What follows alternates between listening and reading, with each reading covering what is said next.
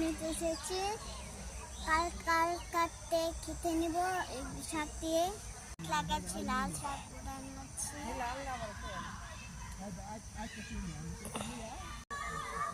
আসসালামু আলাইকুম, সবাই কেমন আছেন? এখানে বিকাল টাইম আমেনা এসেছে শাক নেওয়ার জন্য। ওখান থেকে মূলার শাক উঠানো হয়েছে, এখানে লাল শাক উঠাচ্ছে। ওই জায়গায় রাখো।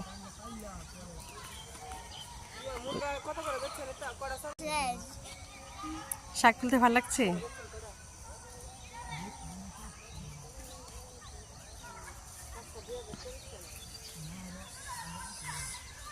একটি মিষ্টি কুমড়া চারা লাগানো হয়েছে। আমেনা মিষ্টি কুমড়ার গাছগুলো পরিষ্কার করে দিচ্ছে।